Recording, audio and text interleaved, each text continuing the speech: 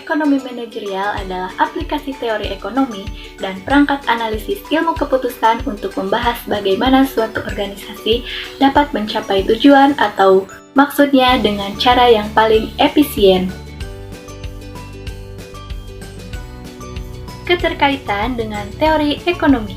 Suatu organisasi dapat memecahkan masalah keputusan manajemennya dengan menerapkan teori ekonomi dan perangkat ilmu keputusan. Teori ekonomi terbagi menjadi dua, yaitu yang pertama, ekonomi mikro. Teori ini membahas tentang konsumen individu, pemilik sumber daya, dan perusahaan bisnis. Yang kedua, yaitu ekonomi makro. Teori ini membahas mengenai output, pendapatan, pekerjaan, konsumsi, investasi, harga secara total, dan agregat secara keseluruhan. Ilmu keputusan menggunakan perangkat matematika ekonomi dan ekonometri untuk membentuk dan mengestimasi model keputusan yang ditujukan untuk menentukan perilaku optimum perusahaan. Matematika ekonomi untuk memformalkan atau menggambarkan dalam bentuk persamaan model ekonomi yang dipostulatkan oleh teori ekonomi. Sedangkan ekonometri untuk menerapkan peralatan statistik atau analisis regresi pada dunia nyata untuk mengestimasi model yang dipostulatkan oleh teori ekonomi dan untuk peramalan. Keterkaitan dengan berbagai area fungsional ilmu administrasi bisnis. Area fungsional tersebut meliputi akuntansi, keuangan, pemasaran, MSDM, dan produksi. Perusahaan adalah suatu organisasi yang menggabungkan dan mengorganisasikan berbagai sumber daya dengan tujuan untuk memproduksi barang dan atau jasa untuk dijual. Fungsi perusahaan yaitu untuk membeli sumber daya atau input berupa tenaga kerja, modal, dan bahan mentah untuk diubah menjadi barang dan jasa untuk dijual. Ada 5 macam teori laba. Yang pertama, teori laba dalam menghadapi resiko. Hasil di atas normal dibutuhkan oleh perusahaan untuk masuk dan bertahan di beberapa bidang yang memiliki resiko di atas rata-rata. Yang kedua, teori laba karena pergesekan. Laba timbul akibat pergesekan atau gangguan dari keseimbangan jangka panjang. Teori laba monopoli yaitu beberapa perusahaan dengan kekuatan monopoli dapat membatasi output dan mengenakan harga tinggi dibandingkan pada persaingan sempurna, dengan demikian menghasilkan laba. Keempat yaitu teori laba inovasi, yaitu laba adalah ganjaran dari pengenalan inovasi yang berhasil. Dan yang terakhir, teori laba efisiensi. Perusahaan yang lebih efisien daripada rata-rata, perusahaan akan memperoleh laba di atas normal. Permintaan timbul karena keinginan konsumen dan kemampuannya atau hasrat dan keinginan yang didukung dengan pendapatan untuk membeli suatu komoditas. Hal-hal yang mempengaruhi permintaan konsumen yaitu 1. Harga dari komoditas tersebut. 2. Harga dari barang yang berhubungan, yaitu barang substitusi dan barang komplementer. Yang ketiga yaitu pendapatan konsumen. Dan yang keempat, yang terakhir, yaitu selera konsumen.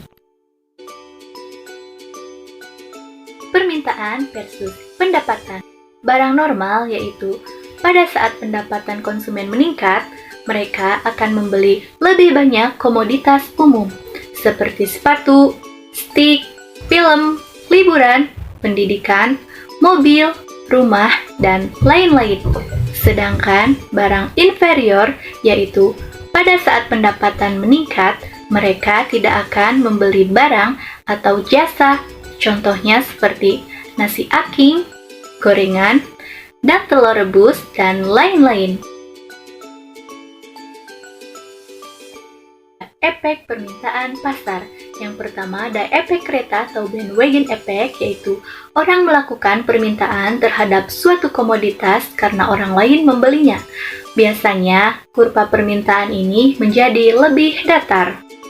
Yang kedua yaitu efek kesombongan atau snoop effect, yaitu banyak konsumen berusaha tampil berbeda dan eksklusif dengan meminta lebih sedikit komoditas-komoditas yang banyak diminta oleh orang.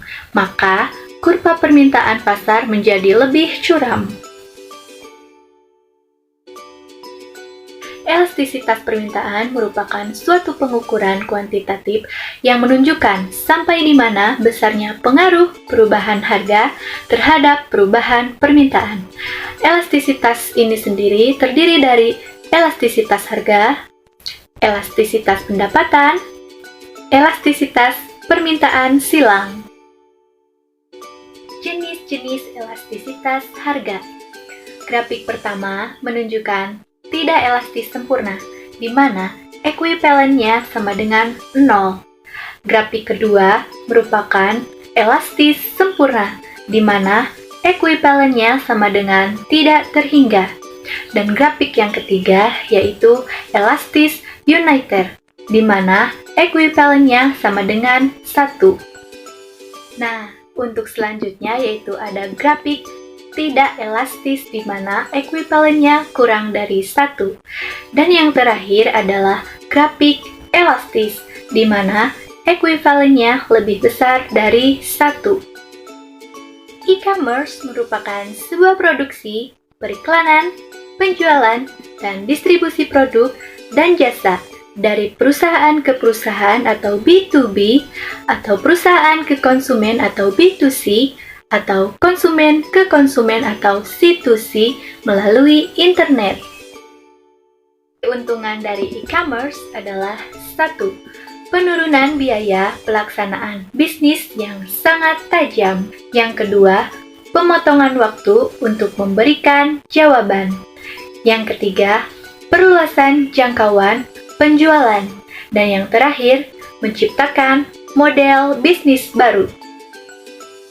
Survei konsumen.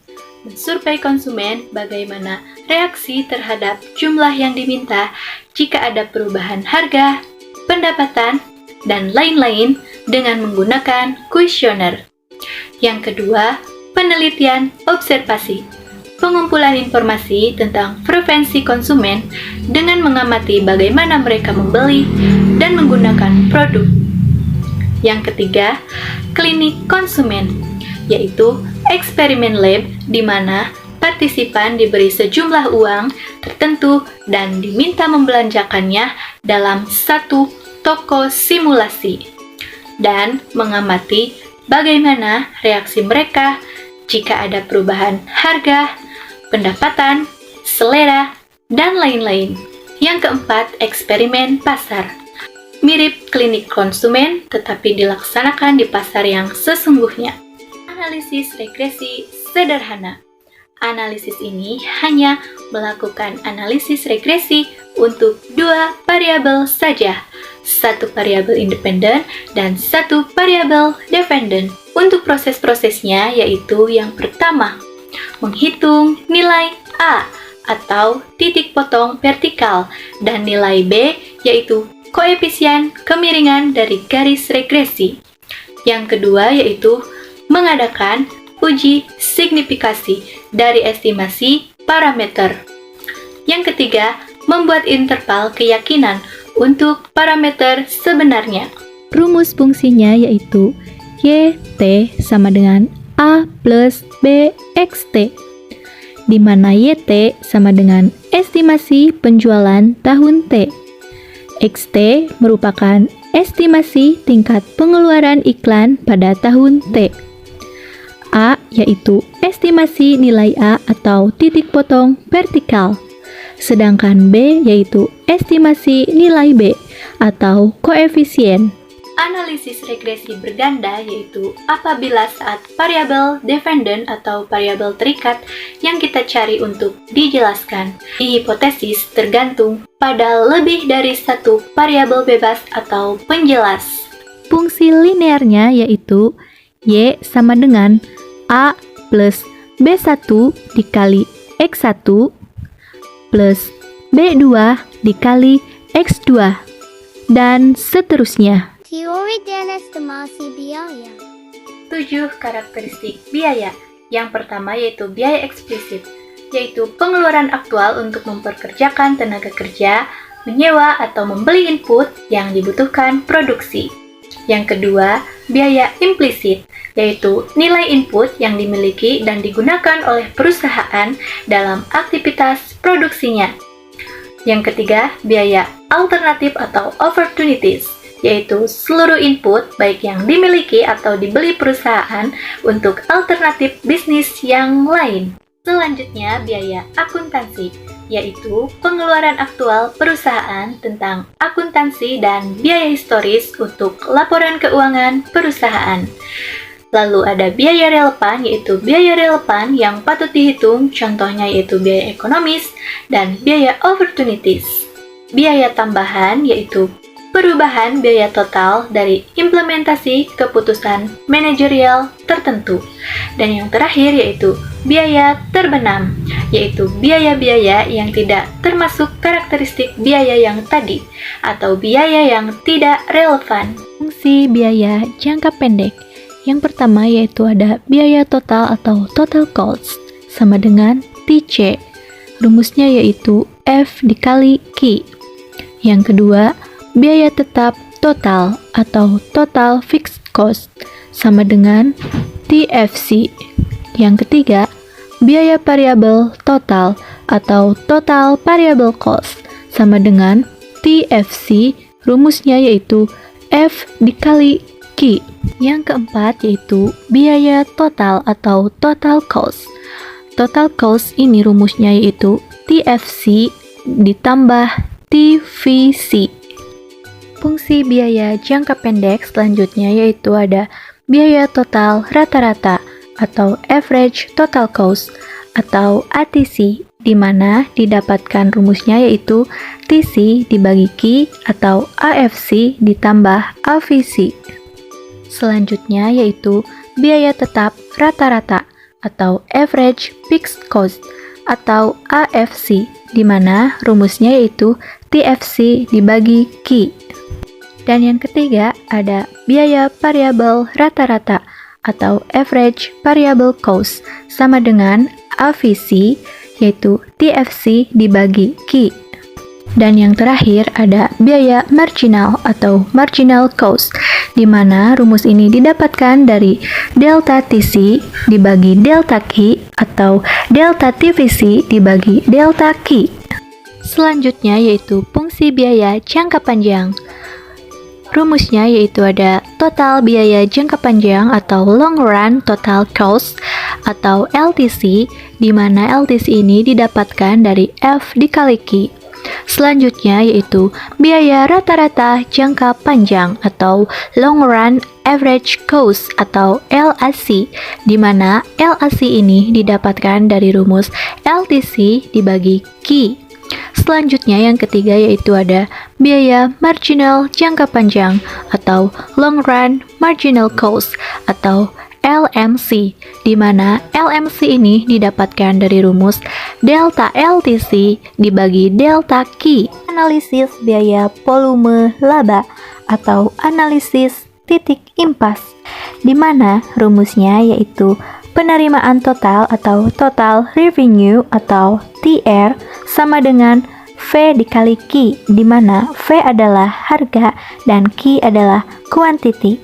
Selanjutnya yaitu ada biaya total atau total cost atau TC, di mana TC ini yaitu TFC ditambah AVC dikali Q. Maka volume break even point ini jadi TR sama dengan TC. Maka dapat disimpulkan bahwa rumus dari break even point yaitu P dikali Q sama dengan TFC ditambah AVC dikali Q. Persaingan sempurna, bentuk organisasi pasar di mana terdapat banyak pembeli dan penjual dan produk bersifat homogen. Contohnya yaitu bursa efek, pasar modal, Pasar uang, komoditas, pertanian. Monopoli merupakan bentuk organisasi pasar di mana hanya ada satu perusahaan yang menjual produk yang tidak memiliki substitusi dekat. Contohnya yaitu PLN, KAI, dan Pertamina. Monopolistik adalah bentuk organisasi pasar di mana terdapat banyak penjual produk yang terdiferensiasi dan perusahaan-perusahaan ini cukup mudah keluar dan masuk ke dalam industri jangka panjang. Contohnya yaitu fast food, pakaian, industri retail, toko sepatu, dan lain-lain. Oligopoli merupakan bentuk organisasi pasar di mana hanya ada sedikit penjual sebuah produk yang homogen atau terdiferensiasi. Contoh produk dari homogen yaitu baja, aluminium, kaca, besi. Contoh produk terdiferensiasi yaitu mobil, rokok, sabun, deterjen, dan sereal.